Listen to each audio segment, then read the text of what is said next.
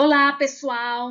Eu sou a professora Fran Silva, da disciplina de Sociologia da Educação. Então, vamos dar continuidade às nossas aulas, mas nesse momento será a unidade 2, intitulada de A Ordem Econômica da Sociedade. A unidade 2 tem como objetivos analisar a evolução da concepção de trabalho nas sociedades humanas, identificando os diferentes modos de produção surgido ao longo da história, além de compreender o trabalho da sociedade contemporânea e sua relação com a educação, cujos conteúdos que serão abordados são o conceito de trabalho, o trabalho ao longo da história, sob diferentes concepções, destacando também os diferentes modos de produção, o trabalho na sociedade globalizada e o trabalho e a educação. Dou início à nossa aula trazendo o conceito, na verdade, o significado da palavra trabalho. Então, é um termo que surgiu através do latim pela palavra tripalho, que é um termo formado pela junção dos elementos tri, que significa três, e palum, que quer dizer madeira. Então, do lado direito do slide, podemos observar como era esse instrumento, que teve como base, tá, uma significação para representar a questão do trabalho. Então, o tripalho, ele era visto como um aparelho de tortura formado por 3 paus, que servia para manter presos os animais que ofereciam resistência ao pôr a ferradura. Então, é preciso destacar que o trabalho é toda atividade desenvolvida pelo ser humano. Então, o trabalho ele deve ser definido como a realização de tarefas que envolvem esforço físico e mental, objetivando produzir bens e serviços para satisfazer as necessidades humanas. Vale destacar que o trabalho, ao longo da história, obteve diferentes concepções. Dentre elas, eu trago a de Oliveira, 1987, página 5, que diz que a história do trabalho começou quando o homem buscou os meios de satisfazer suas necessidades, que é a produção de vida material.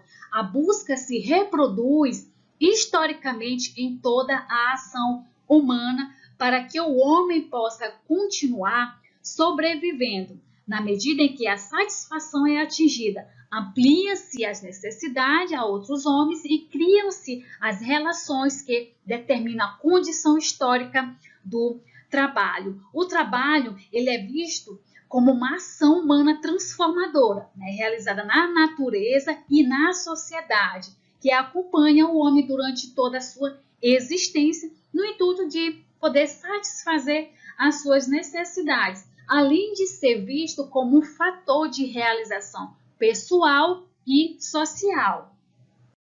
Vamos conhecer agora como ocorreu o processo de evolução do trabalho ao longo do tempo, tanto na sociedade greco-romana como na sociedade medieval. O trabalho na sociedade grego-romana era entendido de maneira diferente do que se entende hoje. Os gregos, nesse período, faziam uma distinção entre o trabalho braçal, o trabalho manual do artesão e o trabalho daqueles que discutem e procuram resolver os problemas da sociedade através do trabalho intelectual.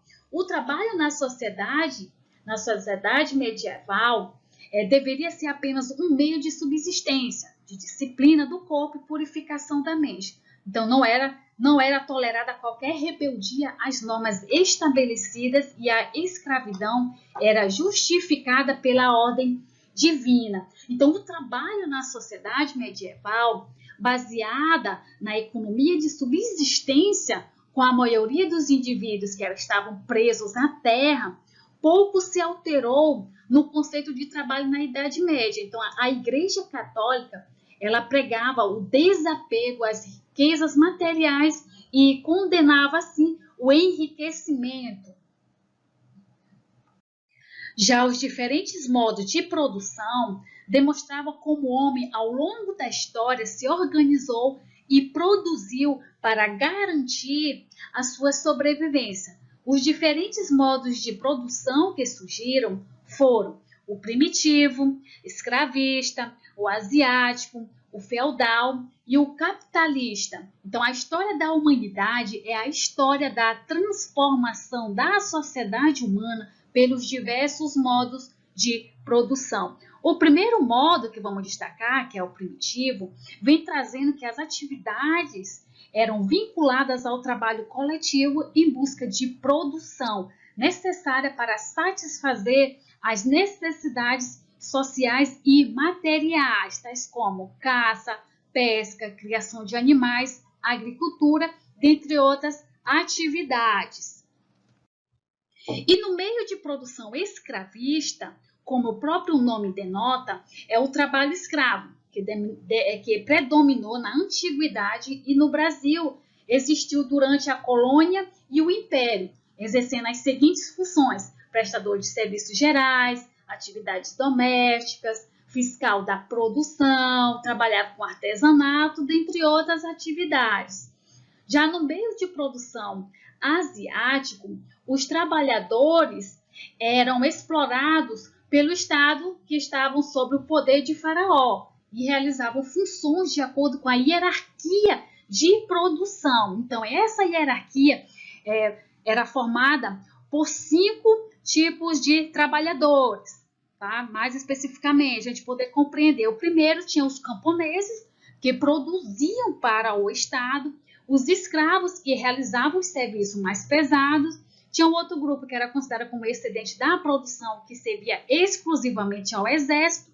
Havia um outro grupo que também era responsável para trabalhar na construção de obras monumentais, e tinham também os sacerdotes, que preservavam o saber sagrado. No modo de produção feudal, a sociedade feudal ela se baseava no servilismo, então estruturava-se basicamente em senhores e servos com relações de trabalho com base na propriedade do senhor sobre a terra e um grande poder sobre o servo. Então, a produção nesse sistema tinha como base o trabalho na terra, ou seja, nas atividades agrícolas, mas também existiam outras formas de trabalho, tais como as atividades artesanais e comerciais, quer seja no campo ou na cidade. No modo de produção capitalista, o trabalho se transforma em força de trabalho e passa a ser uma mercadoria que pode ser negociada. Então, a essência do sistema capitalista encontra-se na separação entre o capital e o trabalho. Então, com a decadência da sociedade feudal, o capitalismo ele surgiu atribuído à Revolução Industrial, substituindo o trabalho manual pela máquina e eliminando também as formas anteriores de apropriação do trabalho pelo Estado e pelas corporações. No item, o trabalho na sociedade globalizada destaca os desafios que ocorreram do século XXI. Então, as mudanças que propuseram no século XX acabaram sendo marcados pela ciência e pela tecnologia, que fizeram transformar os costumes e os usos dos habitantes de todo o globo terrestre. Então, com os avanços tecnológicos, a robotização e a automação nas empresas provocaram profundas modificações no trabalho. Na sociedade do conhecimento, o profissional ele deverá dominar informações e estar qualificado para desempenhar as tarefas e tomar as decisões necessárias. Então, o trabalhador hoje ele acaba sendo valorizado a partir do seu conhecimento, pelo dinamismo, pela criatividade e empreendedorismo.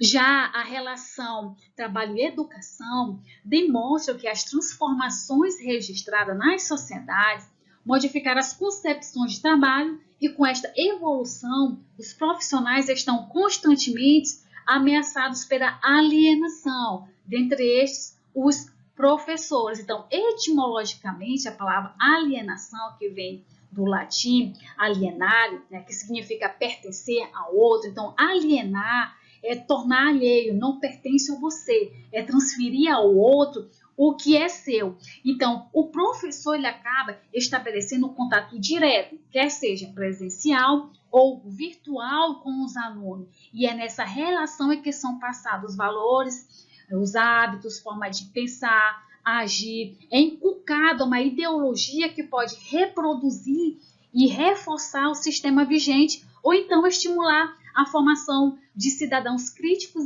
e criativos, questionadores e participativos da sociedade, os quais irão interferir e contribuir para as mudanças e evoluções. Então, assim, o professor ele acaba atuando como transmissor de conteúdos de forma contextualizada, mas levando em consideração a ética e seriedade, comprometido com uma prática social politizada.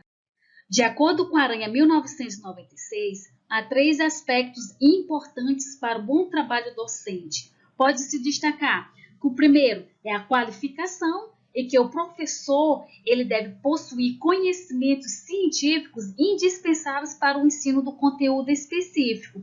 Já o segundo aspecto, que é a formação pedagógica, define que as atividades desenvolvidas devem ser sistematizadas, refletidas e comprometidas, superando o senso comum. Então, cabe ao professor, além do domínio teórico, possuir domínio técnico, possibilitando desenvolver habilidades que viabilizem a atividade docente. E, por fim, tem uma formação ética e política que enfatiza a educação, que por muitas das vezes se faz através de exemplos. Então, o professor ele deve se pautar em valores sólidos, éticos e comprometidos com a formação do cidadão inserido em uma sociedade mais justa, aceitando e respeitando as diferenças sociais e individuais. Então, o professor não pode estar alienado dos acontecimentos que o rodeiam. Ao contrário,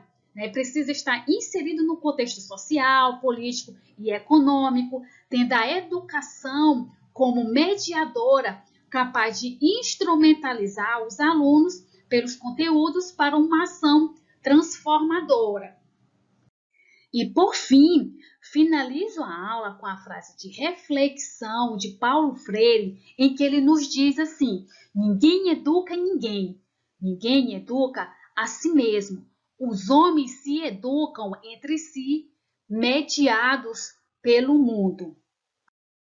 Então, estas foram as nossas referências. Desde já agradeço a atenção de todos, bons estudos e até a próxima aula.